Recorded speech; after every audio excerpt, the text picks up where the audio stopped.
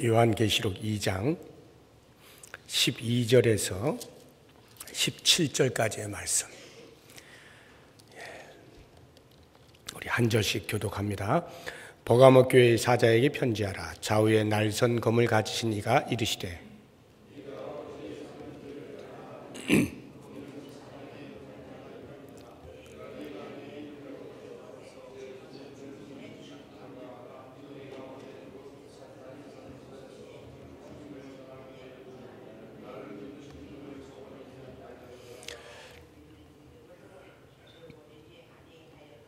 그러나 내게 두어 가지 책망할 것이 있나니 거기 내게 발람의 교훈을 지키는 자들이 있도다. 발람이 발락을 가르쳐 이스라엘 자손 앞에 걸림돌을 놓아 우상의 제물을 먹게 하였고 또 행음하게 하였느니라.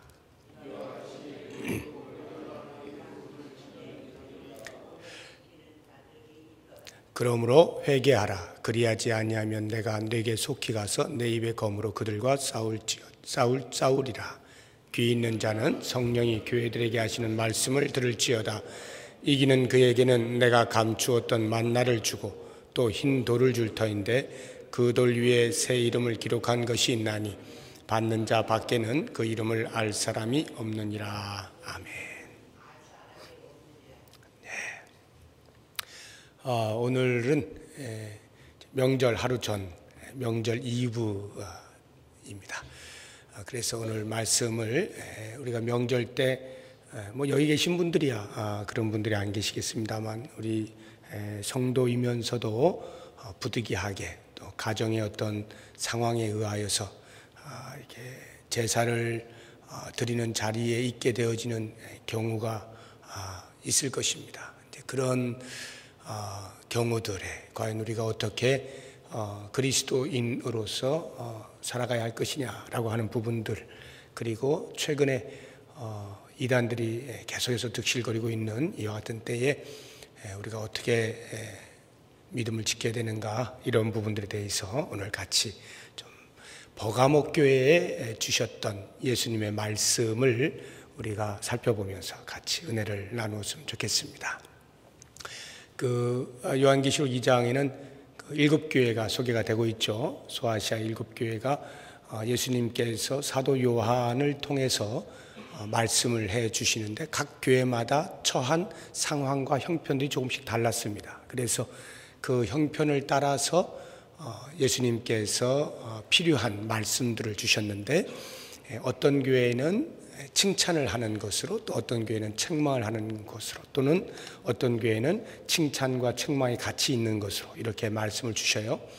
이 버가모 교회는 순서에 의하면 세 번째 말씀해 주고 계시는 교회인데 칭찬하는 것과 책망하는 것이 같이 나옵니다. 그래서 어떤 것들을 칭찬하고 어떤 것을 책망하시는가 하는 것을 살펴보겠는데, 그 전에 먼저 그러한 교회들의 각 형편에 따라서 예수님이 당신 스스로를 소개할 때 조금씩 다르게 소개를 합니다. 그래서 이 버가모 교회는 어떻게 소개를 하고 있느냐 하면 12절에 버가모 교회의 사자에게 편지하라. 좌우에 날선검을 가지신 이가 이르시되, 이렇게 해서 예수님을 좌우에 날선 검을 가지신 분으로 소개를 하고 있습니다. 그냥 여러 그 예수님을 소개하는 이름들을 아무렇게나 대충 이렇게 되는 대로 하신 게 아니라 그 교회 형편에 가장 적합하게 말씀하신 거예요. 그러니까 이 예수님의 그 소개되어진 내용만 봐도 대충 감을 잡을 수가 있어요. 어떤 말씀하실 것인가가 감이 잡히는데, 좌우에 날선 검을 가지신 분, 좌우에 날선 검 이란 말은 양날검을 말하는 거예요. 칼이 있는데 양쪽이 다 날이 있는 그런 검을 말하는 것입니다. 아주 날이 섰단 말이에요. 그러니까 닿기만 하면 바로 이제 베이는 거죠. 성경에서 검을 이야기할 때에는 거의 대부분이 말씀을 이야기할 때 검으로 표현을 합니다. 우리 한번 찾아봤으면 좋겠는데 히브리서 4장 12절 한번 보시기 바랍니다. 히브리서 4장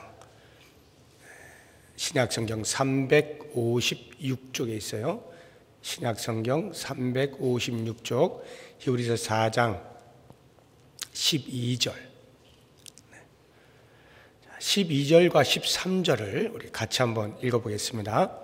하나님의 말씀은 살아있고 활력이 있어 좌우의 날선 어떤 검보다도 예리하여 혼과 영과 및 관절과 골수를 찔러 쪼개기까지 하며 또 마음의 생각과 뜻을 판단하나니 지으신 것이 하나도 그 앞에 나타나지 않음이 없고 우리의 결산을 받으실 이의 눈앞에 만물이 벌거벗은 것 같이 드러나느니라. 아멘. 여기 하나님의 말씀을 소개할 때 살아있고 활력이 있어서 좌우의 날선 어떤 검보다도 예리하다. 검을 상징으로 이렇게 검으로 그 말씀을 상징한단 말이에요. 그런데 어떤 검보다도 예리해요. 그러니까 하나님의 말씀은 그 검으로 우리의 폐부를 찌르는 것과 같은 그러한 역할을 한다는 말입니다. 혼과 영과 및 관절과 골수를 찔러 쪼개기까지 하며 또 마음의 생각과 뜻을 판단하는 이 말씀은 하나님의 말씀의 기능이 여러 가지가 있잖아요. 디모데후서 3장 16절에도 보면 교훈과 책망과 바르게 함과 의로 교육하는 그러한 그 여러 기능들 가운데서도 특별히 검으로 표현될 때는 다른 그 무엇보다도 말씀이 기준이 되어서 그 기준을 따라 기준에 미치지 못하는 것에 대한 심판을 하신다라고 할 때에 말씀을 검으로 표현하는 거예요. 그래서 13절을 보시면 지으신 것이 하나도 그 앞에 나타나지 않음이 없고 우리의 결산을 받으실 이의 눈앞에 만물이 벌거벗은 것 같이 드러난다. 마지막 때에 하나님의 말씀 앞에 모든 사람의 행위가 다 드러나게 돼 있어요. 그래서 그 말씀이 기준을 삼아서 우리의 행위들에 대하여 일일이 보응을 하거나 보상을 하거나 하는 일이 있게 되어진다라고 하는 것입니다. 이렇게 검이라고 하는 것은 하나님의 말씀 그 가운데서도 심판의 기능을 나타낼 때 늘 검으로 표현을 하고 있는 것입니다. 그러니까 지금 예수님께서 당신을 버가모 교회에 소개할 때 좌우에 날선 검을 가지신 분으로 소개를 하고 있는 것은 무엇인가 버가모 교회에 심판할 일이 있다 하는 것을 금방 알 수가 있겠습니다. 말씀 앞에서 드러나지는 그 무엇, 말씀을 통하여서 평가해야 되는 그 무엇이 있다 하는 것을 우리가 짐작을 하면서 이제 칭찬받은 것과 증명받은 것을 한 가지씩 보겠습니다. 13절 보십시오. 요한계시록입니다. 요한계시록 2장 13절을 보시면 거기에는 칭찬하는 내용이 나옵니다. 우리 같이 한번 읽어볼까요? 내가 어디에 사는지를 내가 아노니 거기는 사탄의 권자가 있는 데라. 내가 내 이름을 굳게 잡아서 내 충성된 증인 안디바가 너희 가운데 곧 사탄이 사는 곳에서 죽임을 당할 때에도 나를 믿는 믿음을 저버리지 아니하였도다. 칭찬받는 것을 보니까 믿음을 저버리지 아니한, 믿음을 굳게 지킨, 진리에 우뚝 선 이것에 대하여서 칭찬을 받고 있습니다. 그런데 어떤 상황 속에서 그와 같은 믿음을 지키고 있느냐가 매우 중요합니다. 보시면 내가 어디에 사는지를 내가 아노니, 버가모 교회 성도들아 너희들이 지금 어디에 사는지 내가 다 안다. 이 말씀은 장소를 말하는 게 아니에요. 버가모라고 하는 그 장소, 이런 어디 장소, 어느 동네 이런 걸 의미하는 게 아니라 지금 너희 이 버가모 교회 너희 성도들이 지금 처해 있는 상황, 처지, 그것을 말하는 거예요. 어떤 처지 가운데 있다는 것을 내가 잘 알고 있다. 거기는 사탄의 권자가 있는 데라.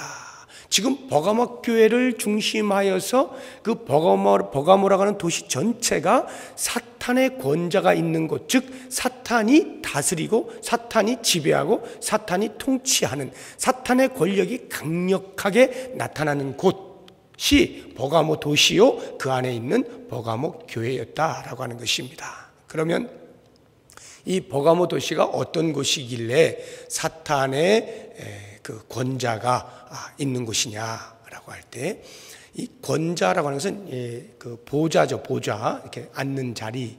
그러니까 앉는 자리가 있다라고 하는 것은 금방 우리가 이야기를 신전 또는 신당 이렇게 이해를 하시면 됩니다. 그런 신전, 신당이 많이 있다라고 하는 것인데, 사탄의 보좌니까, 사탄이 앉아 있는 곳이니까 그 신전들이 전부 우상을 섬기는 신전들인 거죠. 그런 신전들이 버가모 도시에 많이 있었어요. 실제로 뭐 아테네 신전이라든가 또는 로마 황제 아우구스투스를 숭배하는 그런 신전이라든가 또는 뱀을 숭배하는 그런 신전이라든가 제우스를 숭배하는 신전이라든가 이런 신전들이 높이가 한 350m 정도 되는 그런 데서 이렇게 있었기 때문에 어디에서나 보기만 하면 저기 신전이 있구나 금방 알 만큼 그런 신전들이 아주 많이 있던 곳입니다. 그러니까 우상들에게 숭배하는 사람들이 자연히 많이 있을 수밖에 없는 거죠. 특별히 이 버가모라고 하는 도시는 의학이 많이 발달했어요. 의술의 아버지라고 하는 사람도 거기서 태어났고 그 의학 그 학교도 거기에 있고, 그러니까 자연스럽게 그것이 이런 물리적인 그 생체 치료를 위한 그런 의술의 발달뿐만 아니라 동시에 그렇게 몸을 고쳐주는 신에게 숭배하는 일도 자연스럽게 발달하게 된 것입니다. 그러니 그런 신전들에 그렇게 몸을 고치고자 하는 사람들이 얼마나 많이 오겠어요. 그 사람들이 모두 몸을 고쳐준다고 생각되는 그 신에게 비는 거죠. 그런 행위들이 아주 비일비재했던 곳이 이 버가모라고 하는 곳입니다. 그러니까 예수님께서 사탄의 권자가 있는 곳이라 이렇게 표현을 하고 있는 것입니다. 바로 그와 같은 상황이었기 때문에 어떤 일이 벌어졌느냐 하면 그 다음 13절 보시면 내가 내 이름을 굳게 잡아서 내 충성된 증인 안디바가 너희 가운데 곧 사탄이 사는 곳에서 죽임을 당할 때에도, 안디바라고 하는 사람이 죽게 된 것입니다. 그러니까 이렇게 믿음을 지키다가 죽는 것을 가리켜서 우리가 순교라 말을 하죠. 그러니까 안디바가 순교를 당했어요. 안디바가 누구인지는 정확하지는 않은데요. 여러 그 역사 사료들을 찾아보게 되면 이 버가모의 감독으로 이렇게 표현이 되고 있어요. 그러니까 버가모의 그 교회를 책임지고 있던 사람이라 이렇게 보시면 되는데, 이 사람이 순교를 당한 것입니다. 좀 더 구체적으로 이렇게 표현해 놓은 사료를 찾아보면 그 노수로 만든 그 송아지 소를 불로 데펴가지고 아주 뜨겁게 만들어서 그 위에 앉혀서 이렇게 화상을 입어서 죽게 만든, 그렇게 이제 죽었다라고도 기록이 되어 있는데, 이러한 그 순교까지 있었던 곳입니다. 이런 순교가 있었다는 이야기는 그렇게 우상 숭배가 가득했던 곳이다 보니까 거기에서 예수 그리스도만을 주님입니다라고 고백하는 이 신앙이 사람들에게 환영받을 리가 없겠죠. 특별히 로마 황제 아우구스투스가 신으로 주로 이렇게 고백되고 있는 때 아닙니까? 그 황제 숭배 사상이 만연하던 그런 때. 그러니 그 황제를 주라고 하지 아니하고 예수를 주라고 하는 이와 같은 무리들에 대하여서 당연히 응징하는 일들이 있겠죠. 그러니까 순교하는 일이 생겨나게 된 것입니다. 바로 그와 같은 때에도 나를 믿는 믿음을 저버리지 아니하였도다. 순교의 자리에 있는 사람이 믿음을 떠나지 아니하고 끝까지 지켰다라고 하는 말도 되지만, 그것보다는 이렇게 순교하는 사람이 생겨나게 되는 이 상황에 있는 성도들, 그 성도들이 순교를 보면서도, 이 말이에요, 순교당하는 것을 보면서도 믿음을 저버리지 아니하였다. 우리가 보통 우리 가족 가운데 누군가가 죽게 되면 마음에 큰 슬픔이 있지 않습니까? 고통이 있습니다. 아픔이 있어요. 보통 이러한 그 아픔이 이렇게 좀 사그라지는 데에 3년 정도 걸린다 그래요. 사랑하는 사람이 죽었다라고 할 때 그 아픔이 마음에서부터 지워지는 게 약 3년 정도 걸린다. 보통 이렇게 이야기를 하는데, 그러면 한 그 신앙 공동체 안에서 신앙생활을 하던, 그것도 감독이었으면 신앙의 영향력이 지대했을 터인데 그 감독이 순교를 당한단 말입니다. 그랬을 때에 오는 그 충격, 성도들이 받는 충격이라고 하는 것은 인간적으로 이제 더 이상 볼 수 없게 되었다라고 하는 것 때문에도 충격이겠지만, 또 다른 한편에서는 믿음을 지킨다고 하는데 죽어버렸네, 이거예요. 믿음을 지켰는데 하나님께서 보호하시지 않고 하나님이 지켜주시지 않고 그만 죽어버렸다라고 하는 것에 대하여 믿음을 가진 사람들의 마음에 요동이 있을 수 있는 거예요. 이게 믿음인가? 이렇게 죽어버리나? 라는 생각이 들어서 흔들릴 수가 있는 거예요. 특히 초신자의 경우라고 한다면 더더군다나 그렇지 않겠습니까? 그런 믿음의 요동이 있을 수 있는 그런 상황 속에서도 믿음을 저버리지 아니한 것에 대하여 예수님께서 칭찬을 하시는 것입니다. 믿음을 잃어버릴 만한 상황임에도 불구하고 믿음을 저버리지 아니하고 끝까지 믿음을 지켜내는 버가모 교회 성도들을 바라보시면서 예수님의 마음이 흐뭇하셨겠죠. 그래, 바로 그것이다. 그렇게 믿음을 지키는 것이다. 이렇게 칭찬을 얼마나 많이 하셨겠어요. 오늘날 우리들을 보시면서도 마찬가지 아니겠습니까? 우리의 삶 가운데에서 예수 그리스도를 믿는 것 때문에 당하게 될 어떠한 위험들 또는 아픔들 또는 손해들, 심지어는 때로 죽음을 불사하고서라도 그런 일들이 우리에게 믿음 때문에 맞바꾸어지는 일들이 생기게 되어질 때 과연 나는 무엇을 선택하는가? 버가모 교회의 성도들처럼 믿음을 선택하는가? 그 믿음을 저버리지 아니하고 끝까지 붙들고 지키고 있으면 예수님께서 칭찬을 하시는 겁니다. 착하고 충성된 종이다. 네가 정말로 믿음을 잘 지켰다. 이렇게 칭찬을 해 주시는 겁니다. 우리가 귀향의 믿음 생활을 한다라고 할 때에 그냥 덜렁덜렁 교회만 왔다 갔다 하고 남들한테 욕이나 먹고 이렇게 사는 것 아니라 예수님에게 칭찬을 받는, 믿음을 굳게 지키는, 믿음의 자리를 떠나지 아니하고 정말로 예수님의 이름에 걸맞는 그러한 신앙의 삶을 사는 것, 이것이 우리의 신앙함이죠. 특별히 오늘 이 수요 예배에 나오신 여러분들은 이미 그와 같은 믿음의 기본이 되어 있으신 분이라 내가 믿고 다시 한번 이 말씀을 부여잡고, 주여, 제가 비록 순교의 자리에 이른다 할지라도 이 믿음을 잃지 않게 해주십시오. 굳건히 지키게 해주십시오. 이런 기도의 제목을 삼고 기도하시는 시간 되길 바라고요. 이제 예수님께서 그럼에도 불구하고 책망하시는 일이 있어요. 14절부터 16절까지가 책망의 내용인데 우리 같이 한번 보죠. 14절, 그러나 내게 두어 가지 책망할 것이 있나니 거기 내게 발람의 교훈을 지키는 자들이 있도다. 발람의 교훈을 지키는 자들로 인하여서 예수님이 책망하시는 거예요. 그 발람의 교훈이 무엇인가? 발람이 발락을 가르쳐 이스라엘 자손 앞에 걸림돌을 놓아 우상의 제물을 먹게 하였고 또 행음하게 하였느니라. 이 발람과 발락이 나오는데 다른 사람이에요. 이건 민수기 22장을 보셔야 이제 그 내용을 정확히 아시는데, 제가 간략하게 말씀을 드리면 발락이라고 하는 사람은 모압의 왕입니다. 모압의 왕인데 이스라엘 백성들이 진격해 오는 것에 두려움을 느꼈어요. 이 지역 저 지역이 다 정복을 당하는 거예요. 깜짝 놀란 모압의 왕 발락이 이러다가 우리 땅마저도 정복당하겠구나 해서 신통하다 여겨지는 선지자를 불러와서 그 이스라엘 백성들이 오기 전에 그 이스라엘 백성들을 저주하도록 요청을 합니다. 그래서 찾은 신통한 선지자가 발람이에요.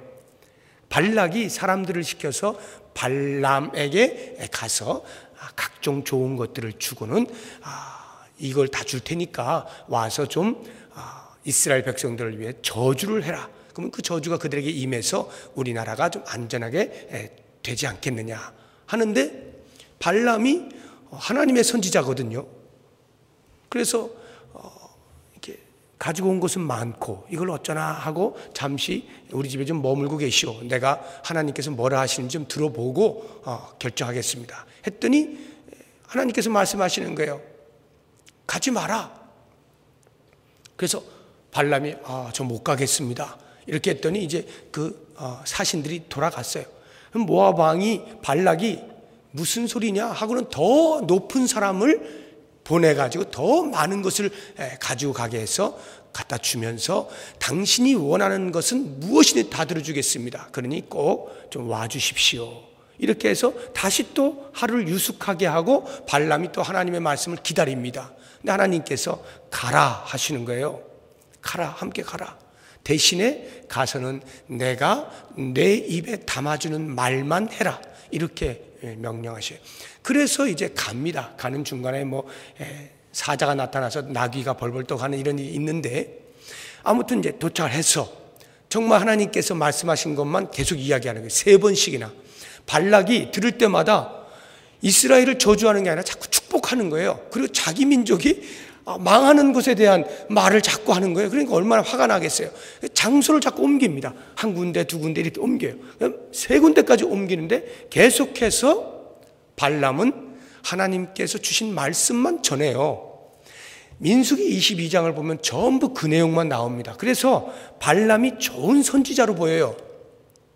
그런데 이상하게 이 요한계시록을 보면 발람의 교훈을 쫓은 것에 대하여서 예수님께서 책망을 하고 계시는 것입니다. 과연 발람이 어떻게 했길래, 민수기에는 그것이 나오지 않아요. 어떻게 했다는 것이 나오지 않아요. 다만 발람의 꾀를 쫓았다라고 하는 것은 나옵니다. 근데 그 꾀의 내용이 뭐냐라고 하는 그것은 이 요한계시록에 예수님께서 사도 요한을 통하여 우리에게 알려주시는 거예요. 그것이 뭐냐? 2가지예요. 하나는 우상의 제물을 먹게 하였고 또 다른 하나는 행음하게 하였다 하는 것입니다. 이게 실제로 민수기 22장 이후를 쭉 보시게 되면 이런 일이 벌어져요. 23장, 24장 가보면은 모압 여인들이 이스라엘 백성들이 머물고 있는 그 주변을 왔다 갔다 합니다. 모압 여인들이. 그래서 이스라엘 백성들이 모압 여인을 보고 그만 마음이 혹해가지고 그들을 데려다가 아내로 삼는 이런 일이 벌어져요. 행음하는 일이 벌어지게 되는 것입니다. 그래서 그 결과로 하나님께서 연병을 내리시는데 바로 이와 같은 것들이 발람이 발락에게 알려준 것이다 하는 것을 알 수가 있는 거죠. 하나님께서 하신 말씀만 전한 건 맞아요. 예언할 때는 그렇게 했는데 뒤로 돌아서 발락에게 내가 도저히 하나님께서 이렇게만 말씀케 하니까 그걸 내가 변개할 수는 없고 이건 내가 말은 했는데 제가 추측하는 겁니다. 지금 잘 들어라. 이스라엘 백성들이 망할 수 있는 방법이 있다. 하나님만 멀리 떨어지게 만들면 이스라엘 백성들 아무것도 아니야 하고는 가르쳐 준 것이 뭐냐면 우상 숭배하는 것과 행음하게 하는 것입니다. 그래서 모압 여인들이 그 경계에서 왔다 갔다 하고 있었던 거예요. 작전이죠. 이러한 그 발람의 교훈을 지키는 자들이 버가목 교회 안에 있었다라고 하는 것입니다. 실제로 한번 생각해 보십시오. 우상 숭배가 만연한 곳이었다고 했잖아요. 그 우상 숭배 만연한 그곳에 당연히 있는 것이 재물 아니겠어요? 그럼 그 재물들이 전부 거기에서 나눠 먹는 것입니다. 우상에게 절한 재물들을 먹는 것이고 뿐만 아니라 우상에게 숭배하는 그런 신전들은 대부분이 성창이라 해서 의식을 위한 창기들이 그 신전에 거주하고 있었어요. 그래서 그와 같은 행음하는 일이 의전으로 하나의 행위로 의식 행위로서 하고 있었던 것이죠. 그러니까 그런 일들이 이 버가목 교회 안에 성도라 하는 자들조차도 그러한 그 일반 문화 속에 노출이 되어 있었기 때문에 믿음이 약한 사람들은 교회 안에서 가르치는 하나님의 말씀에 굳게 서 있지 못하고 때로는 교회 공동체 안에 와서 예배를 드리다가도 또 때로는 가족들과 함께 또는 친구와 함께 아니면 혼자서라도 그런 데 가가지고 그렇게 우상에게 절하고 우상에게 절한 음식을 먹고 또 행음하고 이런 일들이 있었던 것입니다. 그리고 이런 것들은 괜찮아, 이건 문화야 라고 가르치는 사람들이 교회 안에 있었던 거예요. 이걸 보면 마치 저는 신사참배가 바로 생각이 나요. 일제치하에서 한국교회가 얼마나 믿음으로 그 신도이즘이라고 하는 신사참배, 일본인들이 우리 한국 사람의 모든 이 정신세계를 바꿔놓기 위해서 신사참배를 강제로 하게 하잖아요. 그래서 이것은 국민의례와도 같다라고 해서 모든 일본 천황 밑에 있는 국민들은 다 신사참배하는 것이다 라고 해가지고 식민지 통치를 하고 있는 한국 민족들도 천황의 민족이니 너희들도 신사참배해야 된다 해서 전부 신사참배하게 해서 대부분의 국민들이 다 곳곳에다가 신당을 차려놓고 절을 하게 만든 것입니다. 이때에 한국교회가 분연히 일어나서 이것은 우상숭배입니다 라고 해가지고 계속해서 일본 총독부에다가 탄원을 내고 절대로 할 수 없다라고 하는 천명들을 하죠. 이로 인하여서 많은 박해를 받습니다. 너무나 많은 박해를 받다가 계속해서 꼬이고 유혹하고 위협하는 일들이 있다 보니까 결국에는 한국교회에 참으로 있어서는 안 될 안타까운 일이 벌어지게 되는데 견디다 못해서 제38회 총회에서 그만 총회의 결의로 이것은 국민 의례에 불과한 것이다 라고 결의를 하게 되는 것입니다. 그래서 그때로부터 일부 교회들이 그냥 국민 의례 정도의 개념을 가지고 신사참배를 하게 된 거예요. 그러나 상당한 목사님들과 바른 믿음을 가진 성도들은 죽음을 불사하고 믿음을 지키죠. 우상숭배를 하지 않습니다. 그로 인해서 순교당한 사람들이 굉장히 많이 있죠. 바로 이와 같은 모습이 이 버가모 교회 안에 그대로 있었던 거예요. 저는 이 버가모 교회를 보면서 우리 한국 교회가 불과 몇십 년 전에 있었던 그 일이었구나 하는 걸 생각해 보면서, 그렇다고 하면 오늘날에 우리들에게 있어서의 이와 같은 발람의 교훈은 무엇인가? 여러 가지 형태가 있겠죠. 반드시 우상의 제물과 행음하는 것만이 발람의 교훈이겠습니까? 진리를 떠난, 진리를 왜곡하는, 진리를 변질시킨 그 어떤 가르침도 전부 다 발람의 교훈인 거죠. 그래서 15절도 보시게 되면 이 발람의 교훈과 거의 같은 말을 하고 있는데, 이와 같이 내게도 니골라당의 교훈을 지키는 자들이 있도다. 이 니골라당의 교훈도 역시 마찬가지로 발람의 교훈과 유사한 겁니다. 율법이 필요 없다라고 하는 거예요. 율법이 더 이상 필요 없다. 이 니골라가 초대교회 그 7집사 가운데 하나였는데 그 이후로 무언가 좀 잘못되어져 가지고 그 후예들이 니골라 당을 결성했는데 이 무율법주의자들이에요. 그러다 보니까 자연스럽게 율법으로부터 벗어나게 된 쾌락주의로 향하게 된 겁니다. 이 쾌락의 핵심이 바로 성입니다. 성적인 쾌락으로 마구 치닫게 된 거예요. 마치 발람의 교훈과 다를 바가 없는 이러한 모습들이 버가모 교회 안에 있었던 것입니다. 그래서 이러한 것들에 대해서 예수님께서 책망을 하고 계시는 것입니다. 저는 오늘 이 버가모 교회를 보게 되면서 이런 생각을 해봐요. 예수님께서 한편으로는 칭찬하시고 한편으로는 책망하셨던 이 두 가지 사건은 동일하게 믿음이라고 하는 것에서 진리를 지켰느냐 아니면 진리에서 떠났느냐라고 하는 부분이에요.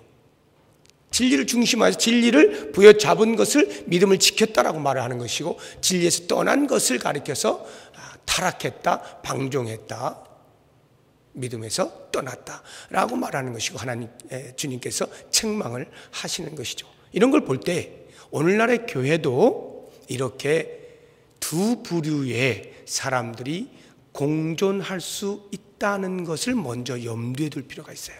교회 안에, 신앙 공동체 안에 나온다 해서 전부 성도가 아니에요. 나온데 다 성도가 아니라 이 가운데 믿음을 반듯하게 지키려고 하는 애쓰는 그런 성도가 있는가 하면 그저 그냥 그렇게 들락날락하면서 타협하면서 적당히 세상하고도 짝하면서 이렇게 하는 성도도 있는 거예요. 이럴 때에 우리는 버가모 교회에 향하신 예수님의 말씀을 귀 기울여 들어야 되는 것입니다. 뭐라고 말씀하십니까? 16절, 그러므로 회개하라. 그리하지 아니하면 내가 내게 속히 가서 내 입의 검으로 그들과 싸우리라. 회개해야 합니다. 이 회개를 누가 하느냐? 모두가 하는 거예요. 공동체 전체가 하는 거예요. 나는 믿음을 지켰는데, 나는 믿음을 지키는 부류인데요, 그럴지라도 그와 같은 사람들이 공존하고 있는 데 대하여서 만약에 방임하였다면, 그냥 놔두었다면, 무관심했다면, 가르치지 않았다면, 내쫓지 않았다면, 그것 역시도 주님께 책망을 받을 일인 거죠. 진리를 사수하는 일에 있어서 목숨을 걸고 눈빛을 반짝거리면서 주변을 잘 살펴서 진리를 떠난 자들에 대하여 경계하고 권면하고 경고하는 이와 같은 진리의 분명한 교회의 사명을 감당하지 아니하면 예수님께서는 우리에게 말씀하시는 거예요. 회개하라. 회개하라. 책임감을 가지고 공동체로서 회개하라 말씀하는. 물론 믿음에서 떠난 자는 말할 것도 없죠. 그런 사람들은 더더군다나 가슴을 찢고 주님 앞으로 돌아오는 일이 없이는 그 예수님의 좌우의 날선 어떤 것보다 예리한 말씀의 심판 앞에 벗어날 수 있는 사람이 아무도 없게 되는 것입니다. 여러분, 그 공산당을 창립했던 칼 마크스라고 하는 사람이 있어요. 엥겔스하고 같이 그 공산당 선언을 1847년에 하는데요. 영국에 건너가가지고, 독일 사람이에요. 이 사람이 그 아버지가 기독교인입니다. 기독교인. 근데 원래는 유대인이었어요. 원래는 다 이제 할아버지도 그렇고 아버지도 그렇고 다 유대인인데 기독교인이 된 거예요. 왜냐하면 그 당시에 독일은 이제 유대인에 대한 그 반감이 있었고, 이제 그래서 기독교에 대한 것이 있었는데, 유대인이었으면서 기독교로 개종을 한 겁니다. 쉽게 이야기하면. 그래서 이 어린 그 칼 마크스가 어렸을 때 아버지한테 묻는 거예요. 아버지, 우리는 유대인인데 왜 회당을 안 가고 교회를 갑니까? 라고 하니까 그 아버지가 교회 가야 우리가 살아남는다. 교회 가야 우리에게 유익이 있다. 이렇게 가르친 거예요. 그것을 어렸을 때부터 배우면서 교회를 다녔던 칼 마크스가 성장해서 보니 교회는 내가 다닐 곳이 아닌 거예요. 그래서 거기서 뛰쳐나가서 공산당을 창당을 하게 됩니다. 역사상 가장 악랄하고 잊지 말았어야 할 그런 공산주의의 시초를 세운 그 사람이 교회 안에서 자라났다는 것을 여러분 아십니까? 그럼에도 불구하고 진리에 바로 서 있지 못하면, 진리를 깨닫지 못하면, 진리를 붙잡지 못하면 몸은 교회 안에 와 있으나 성도가 아닌 거죠. 이와 같은 일이 벌어지게 되는 것이에요. 그렇기 때문에 우리는 회개해야 되는 겁니다. 가슴을 찢고 회개하면서 믿음에 바로 서게 해주십시오. 나뿐만 아니라 우리 교회 공동체 전체가 어느 한 사람도 예외 없이 믿음에 바로 서게 해주십시오. 굳게 서게 해주십시오. 이러한 회개 기도를 드려야 되는 거예요.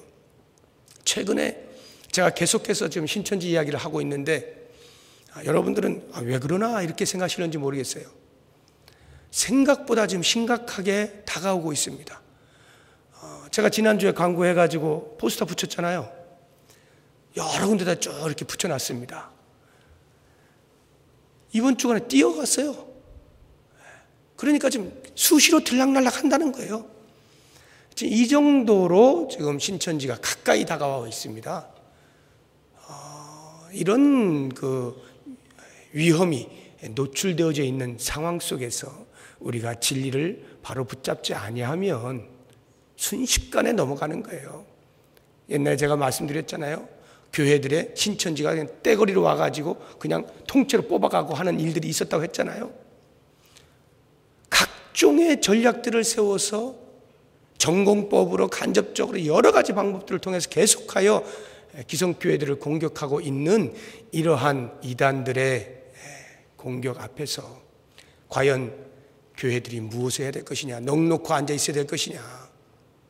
그러므로 사랑하는 성도 여러분, 진리를 선포하는 목사가 있는 것 중요합니다. 그러나 그것보다 더 중요한 것은 그 선포되어진 진리의 말씀을 내 삶 가운데 가슴 깊이 신비에 새기고 그 말씀을 부여잡고 말씀에서 떠나지 않겠다라고 다짐하고 각오하는 성도들이 있어줘야 돼요. 그래야만 그 공동체가 건강하게 진리에 바로 서게 되는 것입니다. 그래서 이단들이 감히 들어올 엄두도 못 낼 만큼 진리의 분명한 색깔을 보여야 되는 거예요. 우리가 그와 같은 삶을 살아줄 때 비로소 예수를 믿는 사람, 그리스도인이라 말하는 것입니다. 이런 명절 때가 되면 저는 참 가슴이 아픕니다. 제가 그 상황들을 모르는 바 아니에요. 우리 성도들 가운데 실제로 그런 제사 드리는 자리에 있는 분들이 계셔요.